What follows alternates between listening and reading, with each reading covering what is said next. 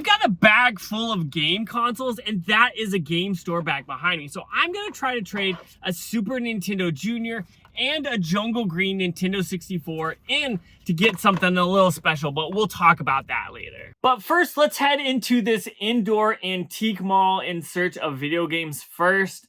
I ended up spotting a little green case at the very bottom here, and that ended up being Medal of Honor Warfighter for the Xbox 360. I thought about picking this up, but honestly, I would never play this, so I left it behind. I saw this Squirtle plush and was interested until I saw that it was $18. I'm not looking for that. They also had some cool pins here, but again, a little out of my price range. So I continued on where I spotted a PlayStation 5 game being Rainbow Six Extraction. For $5, I ended up grabbing this. I figured, why not? Even though I did just say I wasn't going to get a shooting game. But I ended up picking it up and moving on where I found this basketball game as well as this Ratchet and Clank accessory, which was pretty interesting to see. This next booth had a few games here in this basket, and I've bought a few games from this vendor before, but I kind of looked through this and it was pretty much the same thing that it's been for a while now, as well as a Disney Infinity, so I didn't end up grabbing anything here, which is unfortunate. They also have this other booth right down the way that has a Sonic in it. At some point, I'm going to go back and buy that, but not today. It's a little too expensive. A few Game Boy Advance games and 3DS games here, as well as a Minecraft book. And in this glass case, there's a few more games and Pool for the Super Nintendo.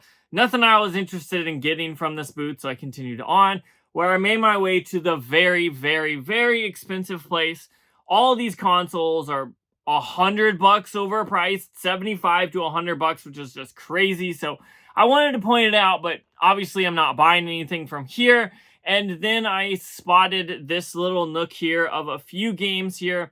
I have all of these games, unfortunately, so I left them behind. I thought about maybe picking up this Forza Motorsports game, but I realized I'd picked this up recently, so I didn't grab it. And last but not least were these Pokemon coins. Does anybody remember playing this game back in the day?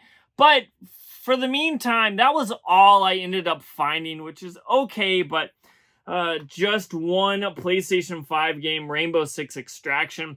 For $5, I figured I'd pick this up and give it a try on my PS5.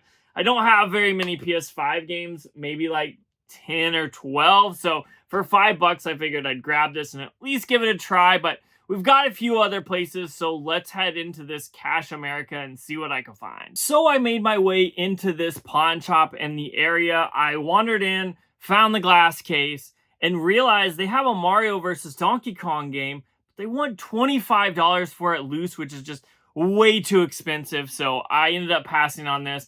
I came over to this section where they have video game consoles. Didn't really find anything there, so I walked over here to the game section where I actually did end up finding a few games here that were well worth it, and they actually gave me a pretty decent deal. So I ended up getting 3 Nintendo Switch games, and I'm absolutely glad that I stopped here because these ended up being well worth it.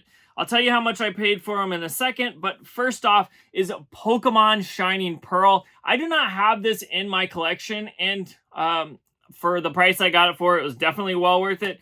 Pokemon Brilliant Diamond, again, another game I don't have. And then Sonic Superstars here, definitely well worth it. I've never played any of these games, at least on the Switch, so this was a great pickup.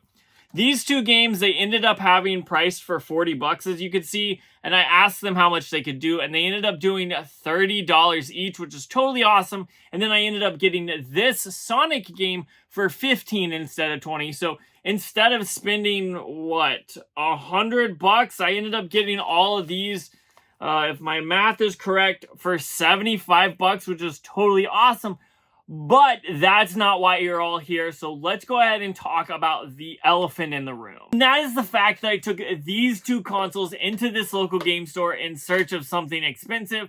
I ended up taking this Jungle Green Nintendo 64 and this Super Nintendo Junior. and I got a good deal for them. So let's go ahead and head out to the game store and see what I ended up with. So I grabbed my consoles and headed into Yester Play Collectibles. This is a game store that's in my area that's been open for about 4 months now. I've been in here 2 or 3 times, so I figured I'd go ahead and support them and bring some consoles and trade for something I've been dying to find. And so I went in and they ended up offering me $150 trade credit, which is definitely well worth it from a game store to get that much in trade credit. Definitely was a great deal, and I'm really happy I did that. But I kind of checked out their game section a little bit before I got to the glass case, which is really why I'm here.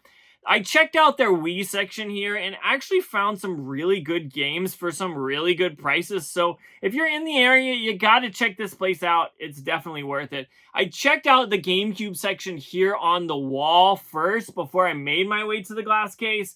And the only thing that I found was NFL Street, but I think I'm going to wait to pick that up till next time. I saw Detective Pikachu here on the shelf there, and then I made my way to the glass case. First off, this one has all the cartridge-based games, and nestled in this corner is a bunch of NES games, which are definitely awesome to see, but that's not what I'm here for, so I went around to the other side of the glass case, where the first thing that caught my eye was not what I was expecting, and that was the Super Mario 64 camera. This thing looks totally awesome, and next time I show up, I might have to grab it, but for now, I gotta leave it behind because I've got my eye focused on something else. And that game is Gotcha Force, which is priced at $450.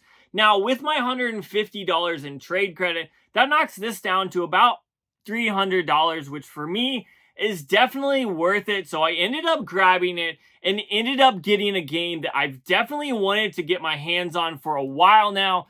Obviously, it's Gotcha Force. This game looks so fun, and honestly, I can't wait to put this in my GameCube. I haven't played it. I'll probably play it after I edit this video, but this is a game that I've really been wanting to add. I've been collecting a ton of GameCube games and for the last year and a half, and picking this up for $450.